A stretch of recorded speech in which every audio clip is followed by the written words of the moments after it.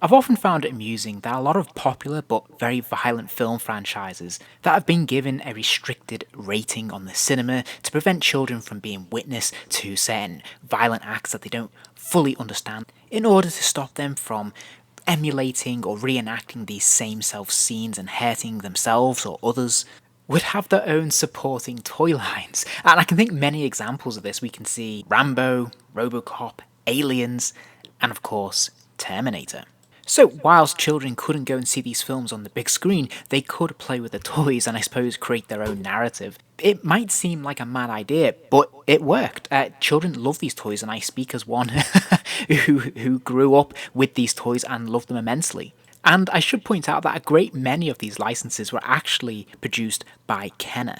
And I remember one of my favourite lines was the Terminator 2 line, which was quite a broad line considering it had very few characters to play with, and most of the figures were just the Arnold Schwarzenegger Terminator in different outfits, but that didn't hurt it at all. This was a 5-inch scale line that had all sorts of fun features and moving parts, and of course the idea of the endoskeleton pushing through the skin of the Terminator, whether it's in his arm or in his face, was immense fun growing up. And of course, like all good toy lines, it did also have a range of vehicles as well. Not quite sure what the Terminator needed with the sports car, but hey, it looked really cool and it was fun to play with.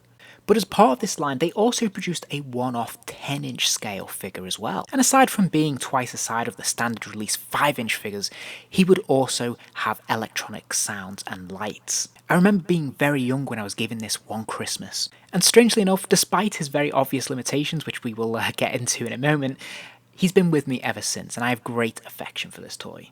So as ever, let's start by taking a look at the packaging. So the design, quite simply, is meant to look like, I suppose, like a metal sheet. I really like how the window display, it basically looks like the Terminator's ripping through it. I think that's really cool, quite inventive, very attractive, and quite dynamic. I think that's pretty cool. Obviously, there is a speech bubble there to indicate the different things that he says, which is great. And then at the bottom left-hand corner, we have the standard image that was used across this line. I suppose it was the brand image for the entire Terminator Future War line. So obviously it's that image of Arnold Schwarzenegger with the endoskeleton as one half of the face, which is nicely illustrated, well painted, and quite evocative. I think that's very nicely done. And then there's a fair bit of text here, which is by today's standard probably looks a little bit clunky, but nevertheless, it tells us future war line, and this is the ultimate Terminator. So I think, yeah, this is pretty exciting. So, first thing to say when you get him out the box is that he is visually very distinctive and he looks very, very cool.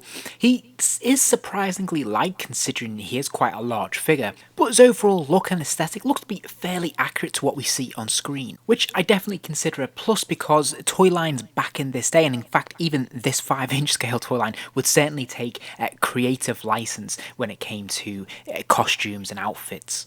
I also think the likeness of Arnold Schwarzenegger is pretty strong. To be honest, I don't think I've ever really seen a bad likeness of Arnold in toy form. They always seem to be pretty decent, and yeah, I think this is pretty solid, and I really like the endoskeleton coming through the face there. I think some of those details are really fun on top of the forehead, around the cheek. It's enough without being too much, and I think the shades complement the figure quite nicely. They do just clip into the side of his head, and they are removable, as we'll see a bit later, but I think they look pretty good. And if we look at this sculpt on its side portrait, again, we can see a bit more detail when it comes to the endoskeleton. We can see some of the teeth and the grinds and gears that sort of hold the mechanism together. So I think this looks pretty cool, all in all.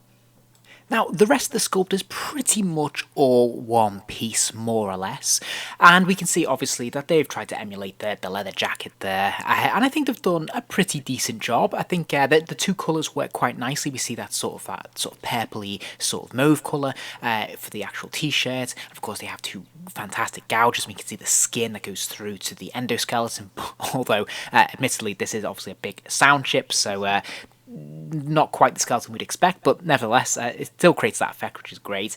And then obviously we have the leather jacket. It's nicely painted with some of the zips and the buttons there to give it a little bit more depth and interest, I suppose. And I have to say, all in all, for its time, this is pretty decent. Now on the back there's a lot less detail, of course. You'll notice there are 5 buttons and there is this big chunky battery compartment which you can just remove, and it takes 2 AAA batteries. I'm pleased to say that after all these years mine is still working, and I've had these batteries in it some years now. And if you lift up his shades and press that center button and you keep your finger on the button, his eyes will slowly start to glow, and the harder you press, the brighter they glow. The more you release the pressure, the more they fade away. So you can do this very quickly, or you can just keep your finger on it there to just keep those eyes aglow, which is a pretty cool effect, I think.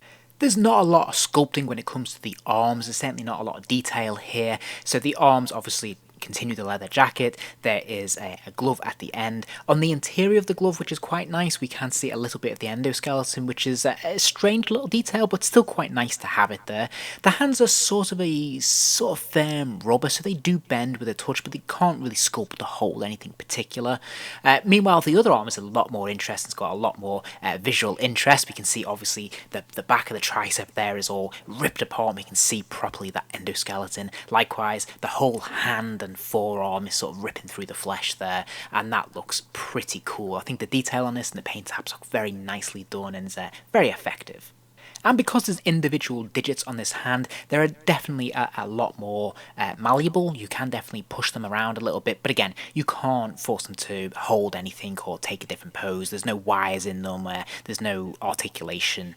And then the legs, which are probably the blandest part of the entire figure, there's very little going on here except for this left leg here, where of course we can see that giant gash, and we can see the endoskeleton underneath, which is still pretty cool. So what about those final 4 buttons? Well, when we press them, not only do we get the light up eyes, but we also get some sound effects. I'll be back.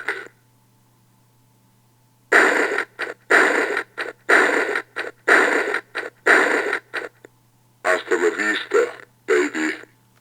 Now, he is pretty light when it comes to accessories, but he does come with this one sort of Gatling gun, which I think is very, very cool, because we do see this in the film, so it's really nice that he's got it here. Sadly, there aren't any paint apps on it, so it is all just moulded in that black plastic, but it certainly does the job, and it is quite a nice mould. There's some little details on it which are kind of fun, but it does have one tiny point of articulation, which is this spinning barrel, which I think is a really nice touch and unexpected and probably unnecessary in truth, but I think this is really cool. I quite like that it does this motion.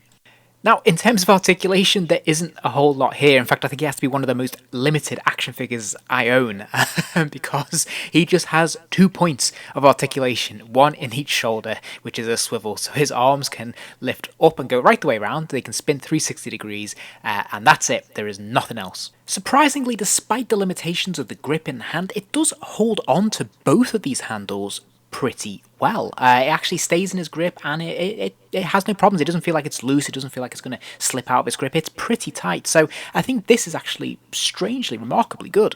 The only downside to it, of course, is that, unfortunately, he can't really hold it without toppling over. If you have his arm outstretched in any way, then obviously the weight of the gun is going to carry the figure forward, and he is going to fall over, because this figure is quite top-heavy to begin with. If you hold it down by his side, it will hold it, it will be okay in the mains, but you have to get it just right. So if you push it back a good distance like this, it will be fine. But if you move it any further up, if you move that arm up any further, then he is going to have some issues and he is going to fall over. So in conclusion then, yeah, certainly this figure has its limitations. As I said, it obviously doesn't have a lot going for it in terms of articulation. Obviously he struggles when it comes to accessories, like in terms of holding them, it is almost redundant in that sense, because he will topple over, of course. So he is very limited. That said, there's still something remarkably fun about this figure, hence why I've still got him all these years later and still have such strong affection for him. I really love the voice chip. I love that we have those sound effects as well, and of course the glow up eyes are so integral that I think this makes this a really fun figure despite his overwhelming limitations. I just think there's something really fun about him. If you enjoyed this video, please do give it a like, and remember to subscribe, as there'll be plenty more videos soon.